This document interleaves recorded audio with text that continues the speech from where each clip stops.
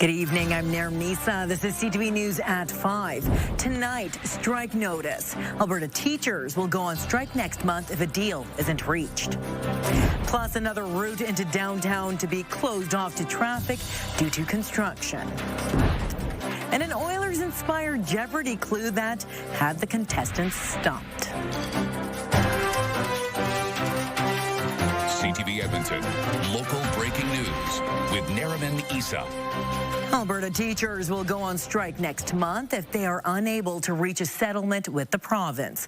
The teachers' union says parents and students need to prepare for a possible school shutdown starting October 6th. CTV's Connor Hogg is outside of St. Francis Xavier High School, one of the thousands of schools across the province where teachers could walk off the job.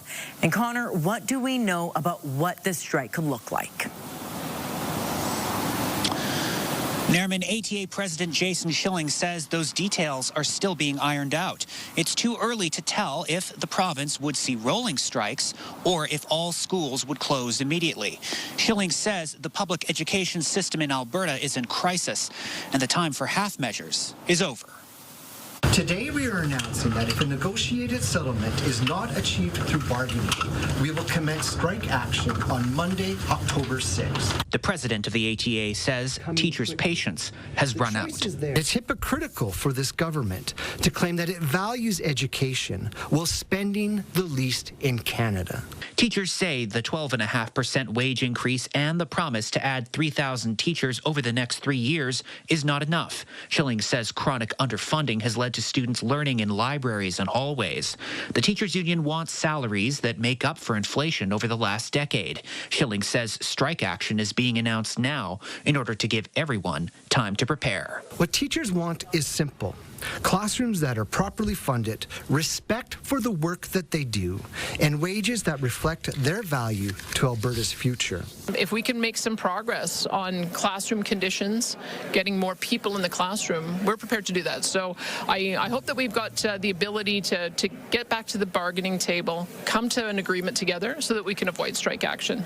If teachers do go on strike, they will not receive strike pay. Schilling says the 95% yes vote was made in full knowledge of this. That, to me, shows a profound commitment from teachers across this province to do what's right for kids. Alberta's finance minister says he's pleased teachers want to return to the table and disappointed a potential disruption is being used as leverage. That disruption is the top concern of people we spoke with. They go on strike and there's no school.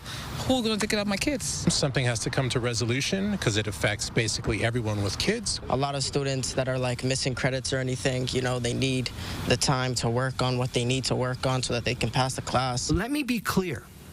October 6th is coming quickly. The choice is theirs. Solve this dispute or face a province-wide teacher strike. The ATA says its Provincial Executive Council will be meeting next week to discuss its options moving forward. Nariman? Thank you, Connor. With the potential strike looming, many parents will be looking for possible childcare options. Organizations like the YMCA are planning a programming shift in the event of a strike. That would include full-time licensed childcare, as well as expanded programming at its health, fitness, and aquatic centers. Families currently enrolled in part-time programming will be given first opportunity to sign up for time slots. We will shift to full-day care for families because we know that they have to go to work. And so it would look like we would operate like we would on a PD day, or we just finished operating full-time all summer. So children would come to us full days instead of going to school. The Y isn't the only organization offering parents a hand. TELUS World of Science is looking at offering day camps as schools are closed. We're really well aware that everyone's a little anxious about where their kids are going to be during that time. We're looking forward to welcoming a few additional kids when we need to. Registration information will be made available on the Science Center's social media accounts. Frontline healthcare workers have rejected a tentative agreement with Alberta Health Services. 78% of eligible members with the Health Sciences Association of Alberta cast ballots. 59% voted against the tentative agreement. HSAA says the strike vote isn't being called, but is urging AHS and the province to bring forward a better offer. The union represents more than 22,000 specialized healthcare workers. Finance Minister Nate Horner says he's disappointed an agreement hasn't been reached. He says it's up to the union to determine why its own proposed deal failed to pass the vote. In an unprecedented move, Edmonton police are publicly criticizing Crown prosecutors for making a manslaughter plea deal rather than taking a murder charge to trial. The case involves an 8-year-old girl whose body was found in a hockey bag in Muskwachees in 2023. A publication ban prevents CTV from reporting the girl's name and the offenders. Now, before her death from a head wound, the girl suffered chronic abuse police describe as some of the worst investigators have ever seen. An agreed statement of facts describes bruises all over her body, a broken rib, and other bones. She was also in sepsis from an untreated broken tooth. The service's top lawyer sent a letter to Alberta's Assistant Deputy Justice Minister earlier this week. She wanted a review of the plea deal. EPS understood to include an 8-year sentence. And while we understand that the Crown has to present the case, there was no consultation with lead investigators or the EPS about the reduction of these charges. The shock we all felt in learning this news against what we knew of the case was significant. This is the first time EPS has publicly asked the government to intervene in the judicial process, and Megan Hankiewicz believes it could be a first in Canada. Now, this morning, court heard the sentence, and the plea deal is contested and could end up at more than 8 years. A spokesperson for the Crown prosecutors declined comment as the case is before the courts. More than a dozen tents atop a building on 98th Street turned heads this weekend. 16 tents on the roof of the Ukrainian National Federation's building, assumed by some to be a homeless camp up high, are actually from a camp for kids who recently fled Ukraine. The tents are on the roof to protect them. The president of the Federation's Edmonton branch says crime and disorder in the area have gotten out of control. Every time when we leave something outside, somebody can steal it or damage or whatever. So we decided to put them on the roof and dry them on the roof. The Federation is hoping to set up a roundtable discussion including all levels of government and the Edmonton Police Service. The Federation hopes to set a meeting date sometime within the next month or two. Canada's first ever battery-powered locomotive has been unveiled in Sherwood Park. Canada Rail and Terminals developed the Zero-emission locomotive. It says the lithium-ion train has a 10-year life cycle, similar to a diesel locomotive. The company says it will be used primarily for in-yard operations. The company says charging the locomotive works the same way as charging an electric vehicle. I'm going to charge it up when I go to work. I'm going to charge it up when I go home. Same thing here. The guys go on a lunch break, they'll just charge it up. So it'll constantly be going in that sense. Canada Rail and Terminals plans to create a locomotive manufacturing plant in Alberta in the next 5 to 10 years. All right, weather time. Josh Clausen is live on location at the Mighty Millions Lottery Show home in Cameron Heights. And Josh, got a guest with you right now. I do. It's our first chance to show off this spectacular house, which again is in Cameron Heights. Just a beautiful location, backing onto the ravine, and the house. New Ground Developments always does a great job with these. These houses always look spectacular. But yes, you mentioned I have a guest. Megan Winger with Stollery Children's Hospital Foundation is here with me. Megan, I know you love this house. I know everybody that's come through is like, yeah, this one. We've had some really good houses, but this one is really, really good. Not only the house, but a really big prize deadline coming up midnight Friday, and maybe your attire is giving that away. Do you want to talk about that? It's a little hint, right? So yes, our Edmonton Oilers bonus prize. So one lucky winner is going to win 2 lower bowl season seats for every game this season coming up. And $75,000 cash. Yeah, as if the lower bowl season seats wasn't enough, you spice it up with $75,000. So you have until midnight Friday to get in on that. Go to MightyMillionsLottery.com. We talk every year that we're at the houses just about the importance of supporting the Stollery through this, but maybe explain to people what they're supporting. Yeah, absolutely. So we are so excited because this is our 10th annual fall lottery. So over the years, Albertans have... How has it been 10 years already? No, it's wild. And it's you know, it's so amazing to just see the difference that Albertans have made. There's specialized equipment. There's been advancements in research, all thanks to the lottery and thanks to the support. So the Stollery is the most specialized children's hospital in Western Canada, and we can make sure to offer that level of care through initiatives like the Mighty Millions Lottery. Outstanding. Okay, so MightyMillionsLottery.com. If you get in by midnight Friday, not only could you be wearing potentially a jersey like this in your lower bowl season seats with $75K in your back pocket, but you're also in for the early bird prize. You're also in for the grand prize, the house, the $2.5 million house, which comes with $100,000 cash, and the 50-50, which has become a real popular thing. So don't forget to get in on that as well. Megan, thank you so much. We're going to talk to one of the Stollery families tonight at 6. First, let's do a little bit of weather. It was heating up nicely through this afternoon after about an 11, 12 degree start to the day today. We're at 26 downtown right now with wind out of the northwest about 10 to 15 kilometers per hour. I think 27 is going to end up as the daytime high for today. So well above average, 8 degrees above average, and just 2 degrees off the record high of 29 from 1944. We do have some thunderstorms once again in through the southern foothills and a little bit of shower activity there in southeastern Alberta, but all of that will avoid the Edmonton area. Just a few clouds overnight tonight, and then mainly sunny skies and a high of about 28 tomorrow afternoon. In fact, that would put us within a degree of the record high, and Friday as well will be close to a record high. I'll show you the 5-day forecast, show you a little more of this house as well later in the newscast. Thank you, Josh. Well, coming up next, short-term rental hosts push back against potential new regulations. Good hosts are compliant hosts, and we want to do the right thing. So we follow all the rules, we pay all the fees. Wednesday, how to make sure your kids get enough protein. The protein plus a carb and a color. And a battle in the text line about the best decade for music. More on your feedback Thursday. CTV Morning Live Edmonton. Weekdays. Programming brought to you by James H. Brown Injury Lawyers, the heavy hitters of injury law. You're watching CTV News at 5. City Council is asking administration to look into new regulations for short-term rentals. While Alberta's Hotel Association agrees something needs to change, some rental unit owners say those changes could put them out of business. CTV's Evan Kenny explains.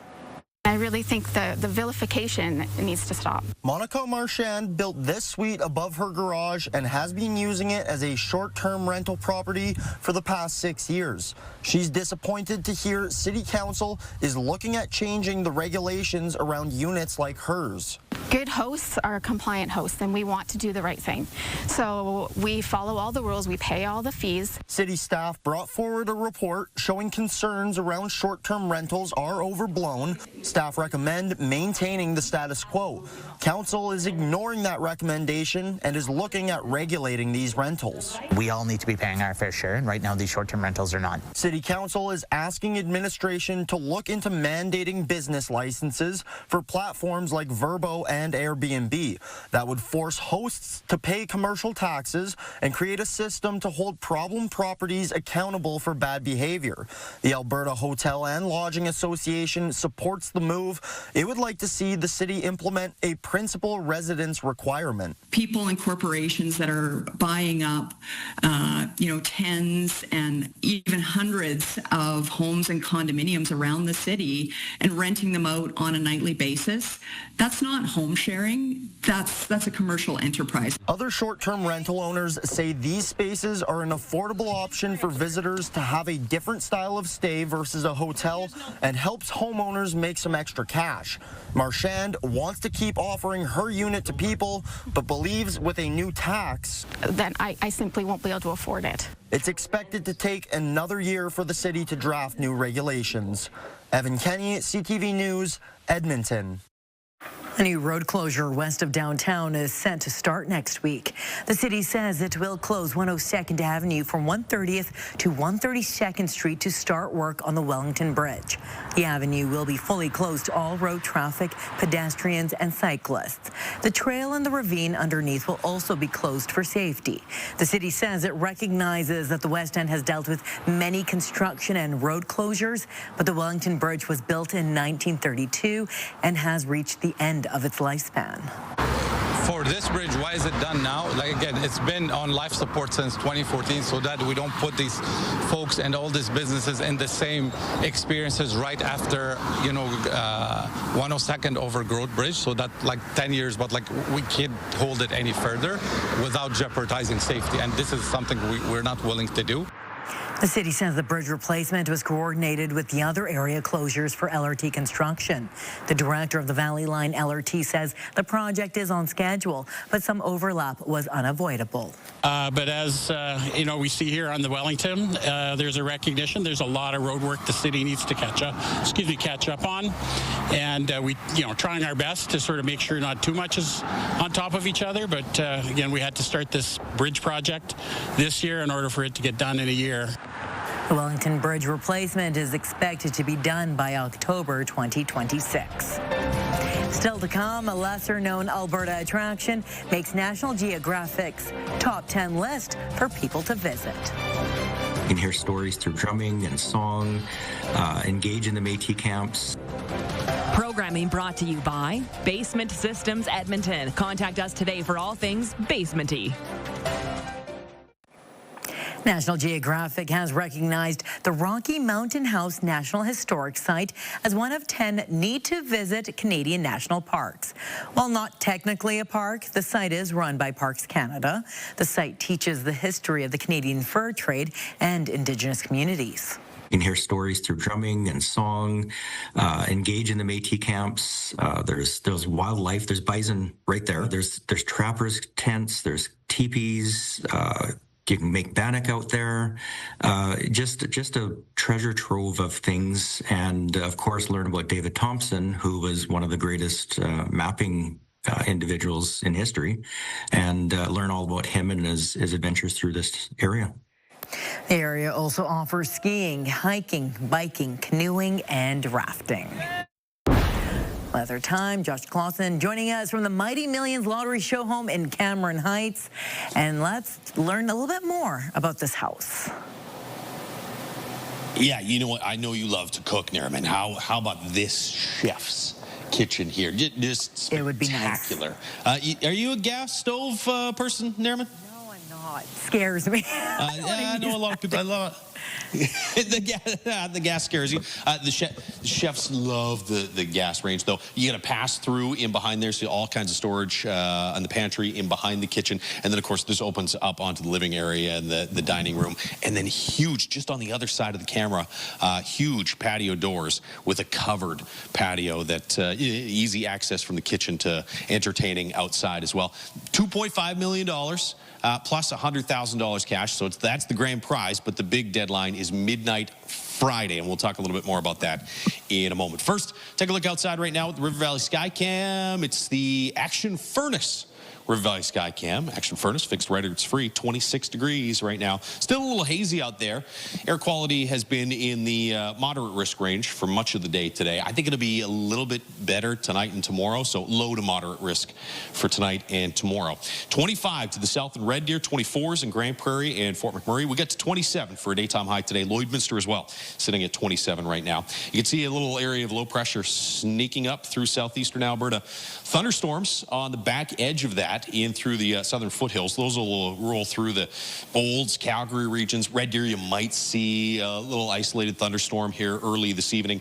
Most of those showers, though, off into southeastern Alberta will slide north. And so it really doesn't look like there's much of a chance for precipitation in the Edmonton area tonight. But if you're south or east of the city, you will run the risk of seeing a few scattered showers before the night's done. There's tomorrow morning, sunshine across most of the province, and then through tomorrow afternoon as well. Looks like mainly sunny skies skies for most areas, and another really nice warm day tomorrow. We'll see morning lows in the 6 or 7 degree range across the north, closer to 10 or 11 for Edmonton, Lloydminster, Cold Lake regions. Red Deer at about 9 degrees tomorrow morning. You're into the 27, 28 degree range across the north tomorrow. 26 in Slave Lake and Red Deer. Jasper as well at 26, and mid to upper 20s in through east central Alberta with mainly sunny skies. Here in the city, clear through this evening and overnight tonight. Just a couple of spotty clouds out there. 15 degrees at midnight, 11 degrees tomorrow morning, and then up to about 28 with light wind and sunshine tomorrow afternoon. As we said, 29 is the record daytime high, so we'll take a run at that. Again, midnight Friday, bonus prize deadline in the Mighty Millions lottery. It's the Oilers and $75,000 cash bonus prize, 2 lower bowl season seats, and $75K. Go to mightymillionslottery.com before midnight Friday to get in on that. 28 and 29 with sunshine for Thursday, Friday. The records are 29 and 30, so we'll take a run at record highs for the next 2 days. Still well above average into the weekend, but back into the mid-20s for Saturday, Sunday, and then it looks like low 20s for the first half of next week. Darren. All right, thank you, Josh. The federal government is paying to retrofit 59 townhouses in Edmonton to make them more energy efficient. The Green Municipal Fund aims to reduce building energy use for sustainable, affordable housing. The project will be completed at the Sundance Housing Cooperative in the Riverdale neighborhood. Improvements include new windows and doors and roof solar panels. People can stay in their homes while construction is ongoing. That's a really important piece because a lot of times there's a concern about people having to move out and then come back in. What that means is that we're not only reducing their energy use through these retrofits, we're also making their energy bills much more affordable. And this project will cost $11 million. When we return, Leon Draisaitl stars for this northernmost NHL team. A Jeopardy question featuring an Oilers superstar stumping the contestants. Programming brought to you by James H. Brown Injury Lawyers, the heavy hitters of injury law. Prime Minister Mark Carney and the Liberal caucus are meeting in Edmonton. There are many serious issues they need to deal with, but the Prime Minister couldn't resist throwing in a reference to his favorite hockey team in his hometown. We are in a crisis. We are in a crisis. The global trading system has been upended. Supply chains have been destroyed. McDavid is unsigned. This is not a transition. This is a rupture. As in times like these, you have to draw back in. Remember what you have. Draisaitl, Hyman, Nugent Hopkins. Connor McDavid has said all options are on the table when it comes to contract extension talks with the Oilers. Meantime, McDavid's on-ice partner Leon Draisaitl was the subject of a stumper on last night's Jeopardy. Canadian girlfriends for 600. Leon Draisaitl stars for this northernmost NHL team, but went to warmer Spain to propose to Celeste Desjardins. Ian. Who are the Winnipeg Jets? No. Edmonton is further north. Ian. Oilers superstar Leon Draisaitl has won the NHL's MVP award and has previously led the league in points and goals scored. That's all the time we have for tonight. Thank you so much for watching. CTV National News is next. Good night.